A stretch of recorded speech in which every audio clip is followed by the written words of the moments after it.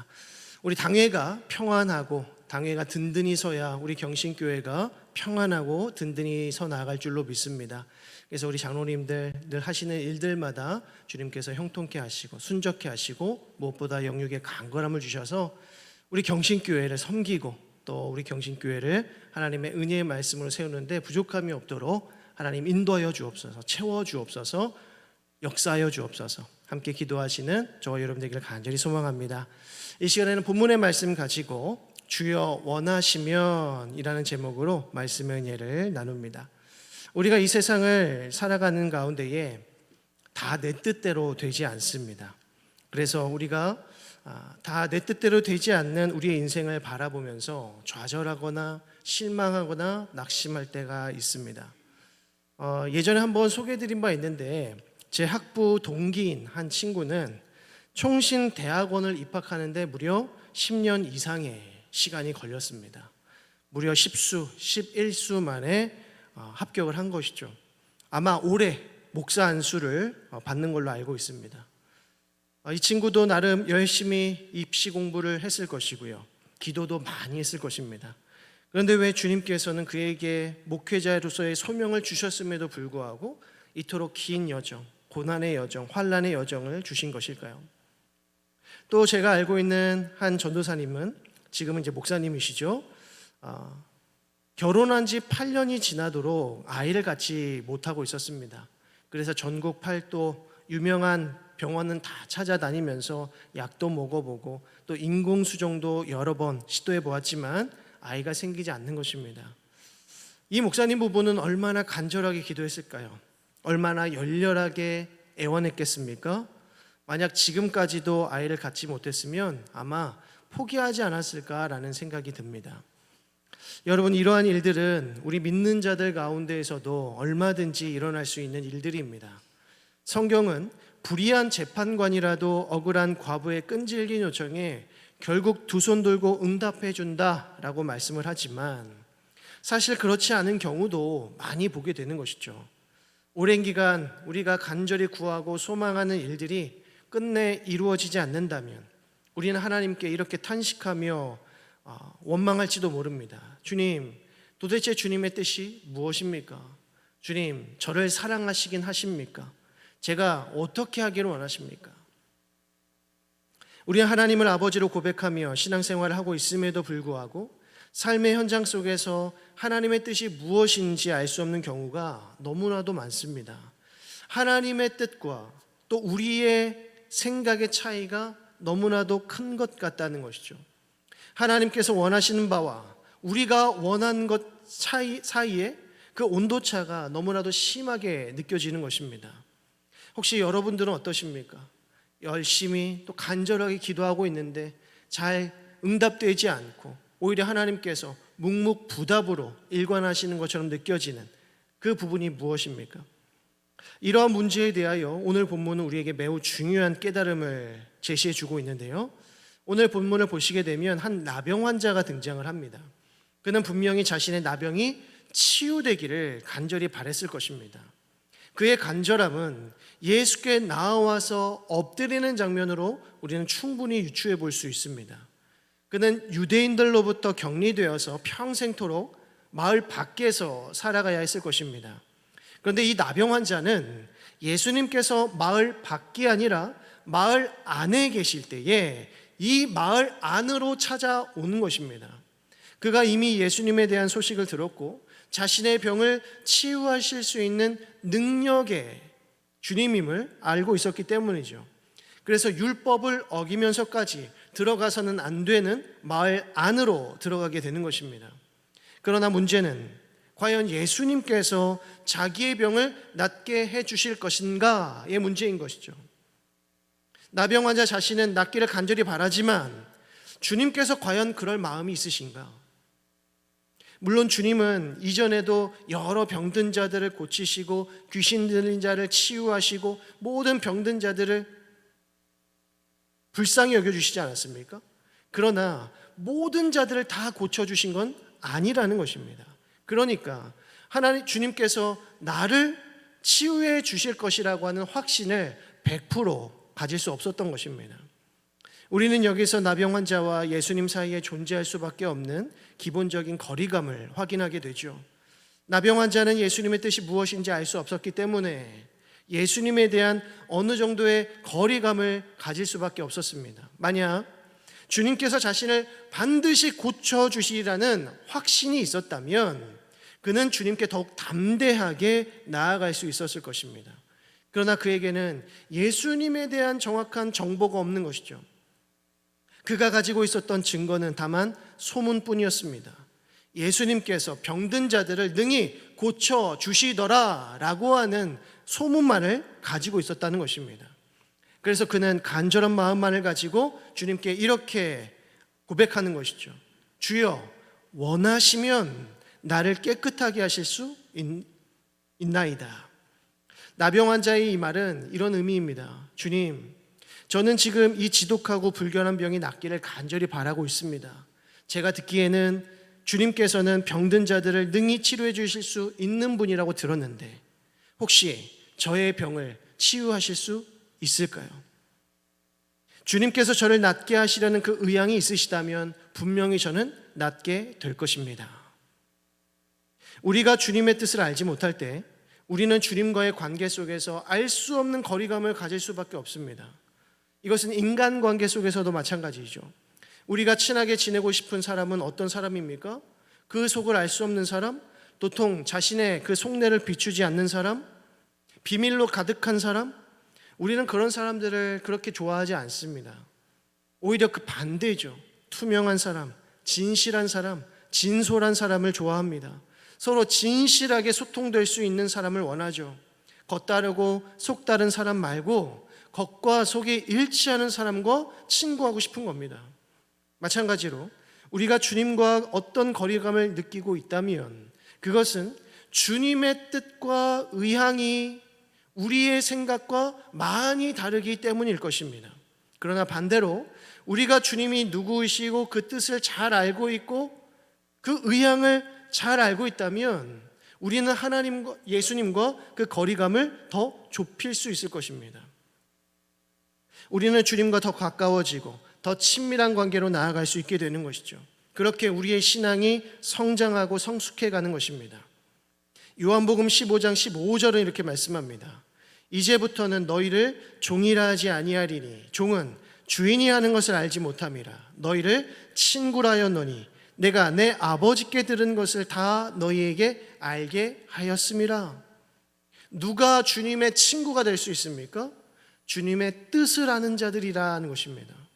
주님의 뜻을 헤아리고 이해하는 자는 더 이상 종이 아니라 친구라 하겠다라고 하시는 거죠. 우리 인간에게는 본성적으로 하나님께 다다를 수 없는 본성적인 거리감이 있습니다. 우리가 신자가 된 이후에도 크게 다르지 않은 것 같습니다. 그 이유는 우리가 하나님의 뜻을 다 헤아려 드리지 못하고 헤아려 드릴 수 없는 무지한 상태에 있기 때문입니다.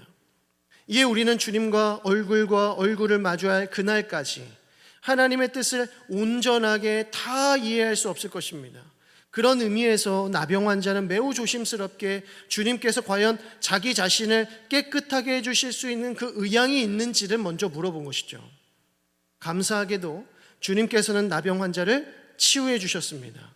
이에 주님께서는 뭐라고 말씀하십니까? 내가 원하노니 깨끗함을 받으라. 그런데 여기서 우리가 주목해야 할 점은 치유 자체에 있지 않습니다. 바로 주님의 뜻에 있습니다. 주님께서 원하시는 일이 무엇인가 하는 것이죠. 우리 주위에서도 치유를 경험하고 기적을 체험했다라고 고백하는 사람들을 종종 봅니다. 그들은 어떻게 그 놀라운 경험을 할 수 있었을까요? 그 누구보다 간절하게 열렬하게 기도했기 때문일까요? 그렇지 않을 것입니다. 기도의 응답은 우리의 어떠함에 달려있는 것이 아니라 전적으로 하나님의 뜻에 달려있기 때문입니다. 바울 사도가 주님께 자기의 육체의 가시를 제거해달라고 간절하게 3번씩이나 간구했지만 주님께서는 그 기도에 응답하시지 않았습니다. 바울 사도가 간절히 기도하지 않았기 때문입니까? 열렬히 기도하지 않았기 때문입니까? 그렇지 않습니다. 주님은 말씀하시기를 내 은혜가 내게 족하도다. 이는 내 능력이 약한 데서 온전하여짐이라 라고 하실 뿐이었습니다. 이에 바울 사도는 새로운 깨달음을 얻게 되는 것이죠. 그것은 그 육체의 가시가 자기에게 방해거리가 되는 것이 아니라 오히려 능력이 된다라고 하는 사실을 깨닫는 것입니다. 주님께서 그에게 육체의 가시를 허용하신 것은 약할 때 강함 되시는 그리스도의 능력을 맛보게 하시기 위함이었습니다. 바울 사도는 바로 이 비밀을 깨닫게 된 것이죠. 이로써 바울 사도와 주님과의 그 거리감이 어떻게 되겠습니까? 더 가까워지는 것이죠.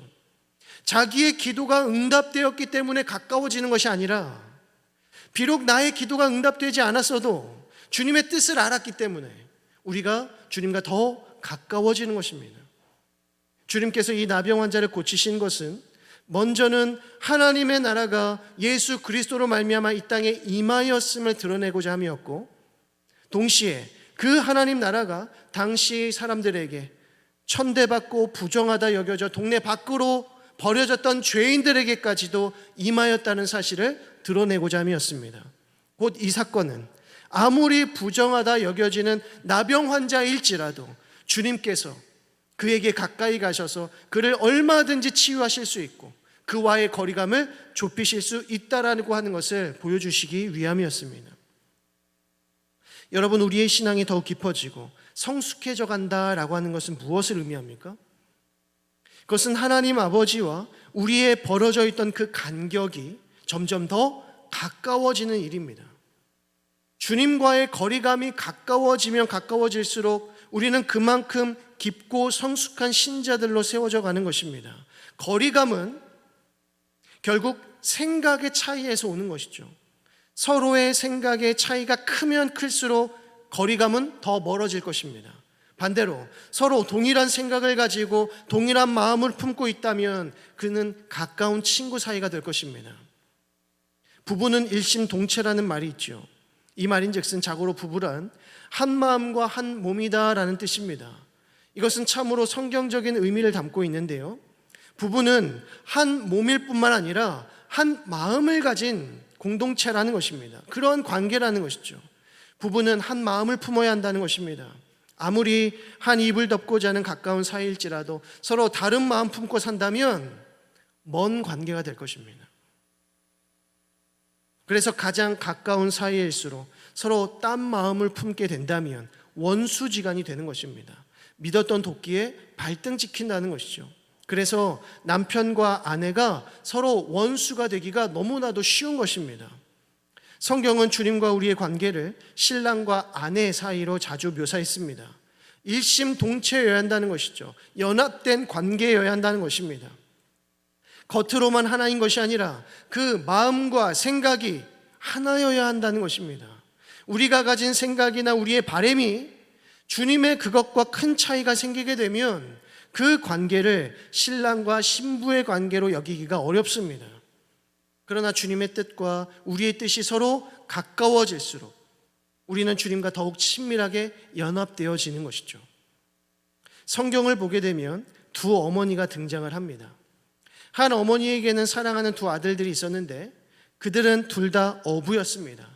이 가정은 너무 가난하지도 않았고 그렇다고 너무나 부유하지도 않았습니다. 평범했습니다. 물고기를 잡아서 판 돈으로 그럭저럭 잘 살아가고 있었습니다. 그런데 이 두 아들에게 덕망 있는 한 스승이 나타나게 되고 수많은 군중들이 그 스승을 매 순간마다 따라다니는 것이죠. 떠도는 소문에 의하면 그 스승이 곧 왕이 되리라는 말이 떠돌았습니다. 다행스럽게도 어머니의 두 아들들은 그 스승과 매우 가까운 관계를 유지하고 있었습니다. 그리고 이 스승의 명성이 하늘을 찌를 때쯤에 예루살렘으로 올라가신다는 겁니다. 예루살렘으로 입성하시게 되면 머지않아 왕으로 추대될 것이다 라고 하는 소문이 돌았습니다. 이 어머니는 더 이상 지체할 수가 없는 것이죠.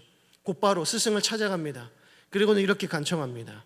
나의 이 두 아들들을 당신의 나라에서 하나는 당신의 우편에 하나는 당신의 좌편에 앉게 하옵소서.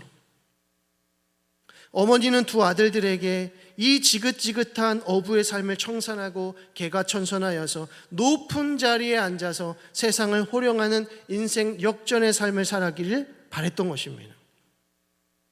또 다른 어머니가 있었습니다. 그녀는 이방 여인이었습니다.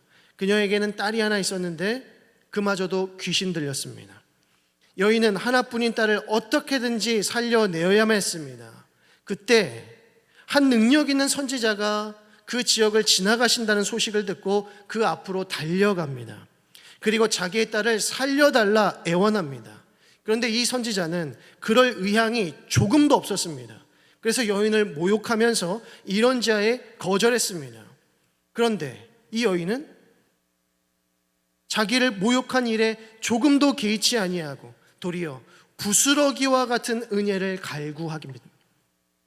이 두 어머니 중에 한 어머니의 요청은 수락되었고요, 다른 어머니의 요청은 거절되었습니다. 누구의 요청이 수락됩니까? 더러운 귀신 들린 딸을 가진 어머니의 기도는 수락되었고 두 아들들을 가진 어머니는 그 기도가 응답되지 않았습니다.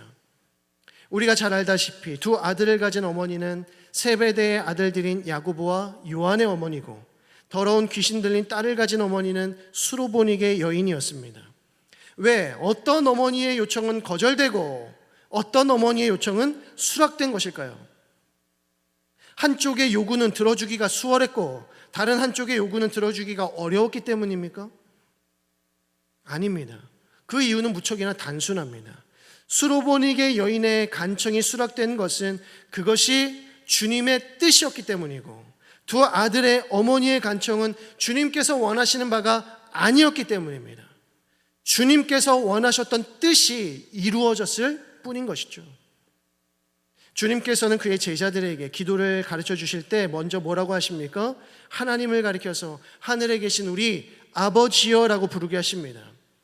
성경에서 아버지와 아들의 관계는 하나님께서 우리와 맺을 수 있는 가장 친밀한 관계를 말씀하시는 겁니다. 하나님은 우리에게서 멀리 떨어져 계신 분이 아니라 우리의 아버지로서 우리와 친밀한 관계를 맺기를 원하신다는 것이죠. 하나님을 아버지라고 부르라고 가르치신 분이 누구십니까? 예수 그리스도이십니다. 그래서 우리는 마땅히 하나님을 아버지라고 부르면서 기도할 수 있는 것입니다. 그러면 우리는 어떻게 하나님과 친밀한 관계를 맺을 수 있을까요? 그에 대한 답은 예수님의 그 기도에 명백하게 나타나 있습니다. 뜻이 하늘에서 이룬 것 같이 땅에서도 이루어지이다. 우리가 하나님의 자녀들로서 하나님과 친밀한 관계를 유지하기 위해서는 항상 주님의 뜻을 위하여 기도해야 합니다. 우리는 우리의 바람과 우리의 꿈이 이루어지기를 기도하는 것이 아니라 하늘의 뜻이 이 땅 가운데 이루어지기를 기도해야 합니다. 주님께서 이렇게 기도하십니다. 마가복음 14장 36절에 이르시되 아빠 아버지여 아버지께는 모든 것이 가능하오니 이 잔을 내게서 옮기시옵소서. 그러나 나의 원대로 마옵시고 아버지의 원대로 하옵소서. 주님은 가장 먼저 하나님을 아버지라 부르시지만 친밀한 표현으로 부르시지만 그분의 기도는 어떠셨습니까? 때로는 거절하고 싶은 기도였습니다. 그러나 우리 주님께서는 끝까지 이렇게 기도하십니다. 나의 원대로 마옵시고 아버지의 원대로 하옵소서. 오늘 본문 마지막 구절인 16절을 보시게 되면 예수는 물러가사 한적한 곳에서 기도하시니라고 하십니다. 나병 환자를 치유하신 후에 더 많은 사람들이 예수님께 찾아왔습니다. 말씀도 듣고 고침을 받을까 하기 위함이었죠. 그러나 주님께서는 그들을 피해서 한적한 곳으로 이동하십니다. 왜 그렇습니까? 기도하시기 위함입니다. 다시금 하나님 아버지의 뜻을 묻고 사역하시기 위함이었다는 것입니다. 바로 이것이 하나님 아버지와 가장 친밀하신 우리 주님의 기도였다는 것이죠. 나의 뜻이 아니라 자신의 뜻이 아니라 아버지의 뜻을 헤아리고 또한 이루어 드리기를 위한 기도. 우리의 기도가 바로 이러한 기도 되어지기를 간절히 소망합니다. 제가 우리 성도님들께 앞서 광고의 말씀을 드리면서 이번 여름에 함께 기도로 뜨거워지기를 원합니다 라고 말씀을 드렸습니다. 우리 유초등부 또 중고등부 청년부는 수련회를 통하여서 나름의 은혜를 받겠지만 우리 성도님들은 다른 시간이 없지 않습니까? 그래서 오히려 이번 여름을 통하여서 우리 자녀들과 함께 뜨겁게 기도할 수 있는 시간을 가지면 어떨까라는 생각을 갖는다는 것이죠. 그래야 하나님과 우리의 관계와 이 거리감이 좁아질 것 아니겠습니까? 그래서 이번 여름을 통하여서 우리가 더 하나님 앞에 간절히 기도하고 또 하나님의 이름을 부르짖는 가운데 하나님과 친밀한 관계를 회복할 수 있기를 간절히 소망합니다. 말씀을 맺습니다. 우리가 하나님께 나아갈 때 먼저 하나님께서 우리의 아버지가 되시고 우리와 가장 친밀한 분이심을 고백하실 수 있기를 바랍니다. 우리 주님께서는 하나님을 아버지라고 부르라 말씀하셨습니다. 그리고 주님의 뜻을 위하여 기도하시되 주님의 뜻을 분별할 수 있는 지혜를 허락하여 주옵소서 기도하시고 또 이 세상 가운데 우리가 원하는 기도나 우리의 욕망이 추구하는 기도가 아니라 하나님의 뜻대로 되어지는 기도, 하나님의 원대로 부르짖는 기도 하나님 올려드릴 수 있도록 인도하여 주옵소서. 다 할 수 없지만 주님만을 신뢰합니다. 주님께서 주님의 뜻대로 일하실 것을 믿습니다. 하늘의 뜻이 이 땅 가운데 이루어질 수 있도록 인도하여 주옵소서. 기도할 수 있는 저희 여러분 되기를 간절히 소망합니다. 그래서 우리 주님께서 원하시는 일이 우리의 삶 가운데 가장 중요한 우선순위가 되어지고 또 우리의 바람과 우리의 기도의 제목들이 하나님께서 기뻐하시는 기도의 제목들이요 또 하나님께서 응답하시는 기도가 되어지기를 주님의 이름으로 간절히 축원드립니다. 기도하겠습니다. 하나님 아버지, 이 오후의 시간에도 저희들을 사랑하시고 또 이 귀하고 복된 은혜의 재료를 불러 모아주시어서 말씀으로 덧입혀 주시니 감사드립니다. 주신 말씀과 같이 하나님이 우리의 아바 아버지 되심을 믿음으로 고백하며 먼저 하나님의 나라와 하나님의 의를 구할 수 있는 믿음의 자녀들 다 되어질 수 있도록 인도하여 주옵소서. 때로는 우리 주님의 뜻을 다 알지 못한다 할지라도 주님만을 신뢰하게 하시고 믿음으로 순종할 수 있도록 인도하시고 마침내 하늘의 뜻이 이 땅 가운데 놀랍게 이루어지는 그 기도의 제목 붙들고 주님께 더 가까이 나아갈 수 있는 우리 모든 성도들 다 되어질 수 있도록 인도하여 주옵소서. 무엇보다 이 여름을 하나님 기도로 채우기를 원합니다. 기도의 사람들 되게 하시고 더욱 뜨겁게 기도함으로 하나님과 더욱 친밀한 관계를 유지하는 우리 모든 성도들 다 되어질 수 있도록 인도하여 주옵소서. 믿고 감사드리며 예수 그리스도의 이름으로 기도드립니다. 아멘.